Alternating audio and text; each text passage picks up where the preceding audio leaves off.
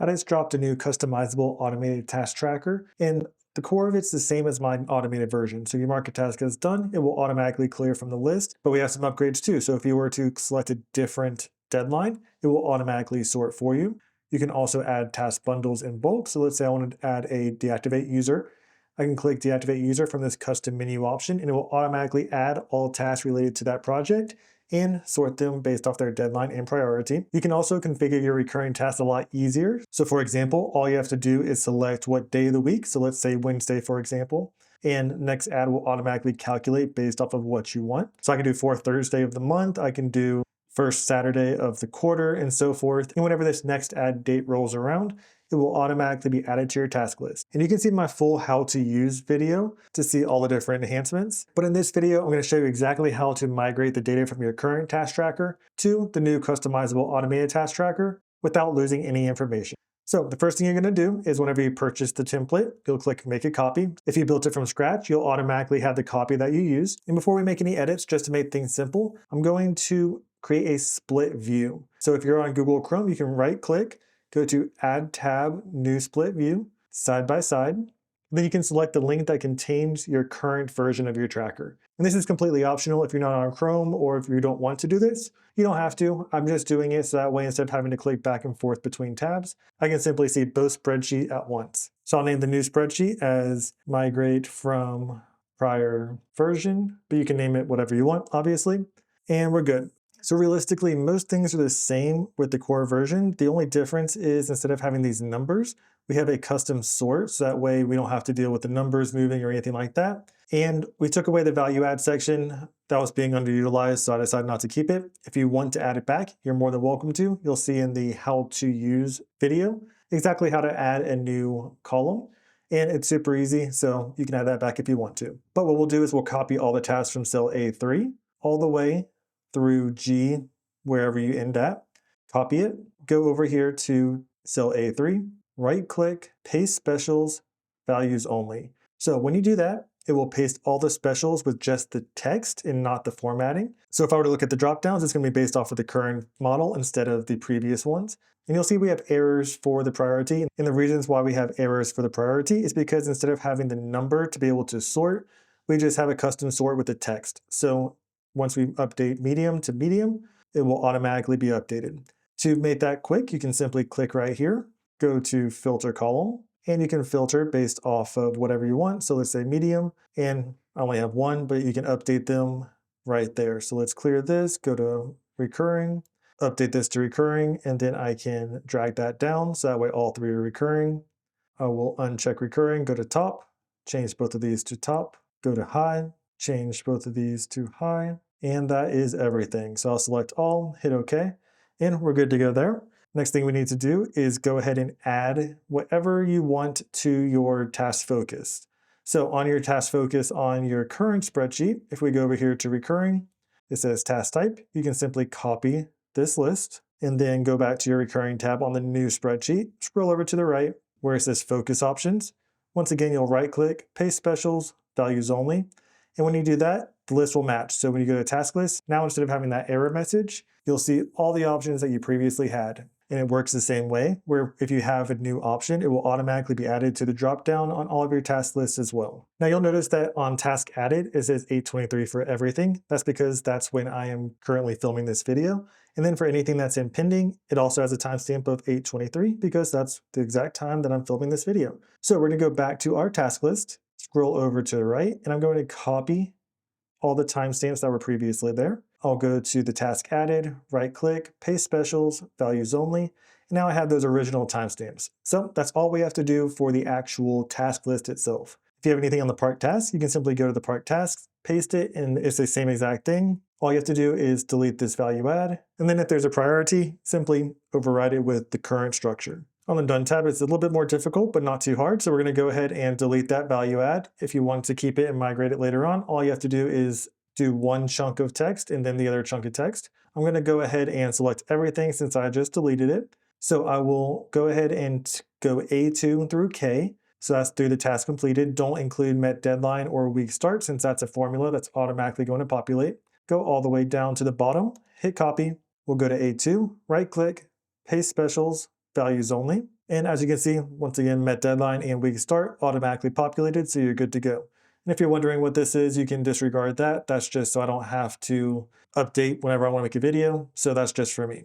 All right, so you'll see right here that this does not include all the drop downs. Reason why it doesn't include the drop downs is because we just pasted the text. For backfill, this is not a problem, but if you want to, you can always add the text later on. So for priority, we're going to do the same thing. So I'm simply going to click clear one recurring. I'm going to delete recurring. Then I'll click on the fill handle to drag this text down.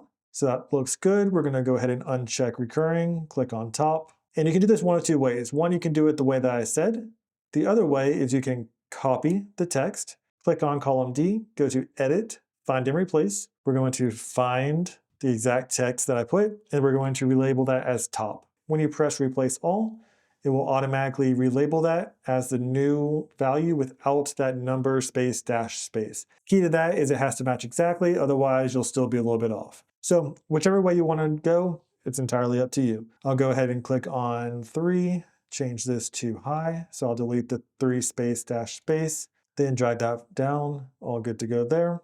Click on medium, delete that 4 space dash space, drag that down, and we're all good to go there. Uncheck medium, click on low, delete that 5 space dash space, drag that down, good to go there. Follow up, there's only 1, drag that down, and I'll make it just the text we want. And as you can see, we have only the options we want inside of that filter now. So we're all good to go. Everything else should be the same. The only difference is that we don't have the drop downs like I mentioned, but this isn't going to affect anything. Whenever I mark a task as done, it will automatically push through to the done tab in the exact order. It will have the new drop down features. So going forward, you'll have it. If you really want to, you can take the drop down that's currently there. You can just put through a test, and done obviously is going to be done the whole time. So I can drag that all the way up. So that's all good. If I want to do the priority, this one's a little bit more complex because there's different values, but you could go to top, hit OK, go down to the bottom, and let's go ahead and drag this all the way up. And then you can click top and we'll say follow up, for example. And where it says follow up, you can drag this down, change that to follow up. We'll get rid of top, click on high. We'll change this one to high. And then now we can drag this up all the way. And if you do this route, you don't need to do the replacement because it's going to rename it for you anyways. But you'll just keep doing that until you hit all of them. So we'll change this to low, and then we'll drag this all the way up. We'll change this to medium, and then we'll drag this all the way up. Then the last one should be recurring. So if it's in the middle, you need to go 2 ways. So we'll change this to recurring, and we'll drag that all the way up. And then we're going to copy it, paste, paste. Cool, so now if I press select all, we should have everything pre-formatted. Perfect. All right, so for the planned, unplanned, all that fun stuff, you do the exact same thing. So we'll copy, clear, planned, okay.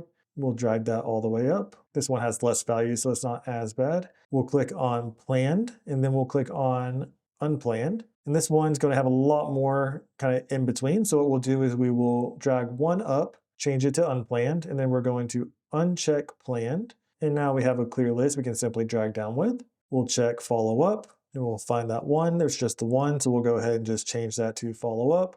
And then since follow up is only one, we'll go ahead and uncheck unplanned, check recurring. We'll drag that down, change these to recurring, copy it, paste it, drag that up. And now everything is looking nice and clean, just like it was before. So once again, this is completely optional. You don't have to do this, but it's entirely up to you.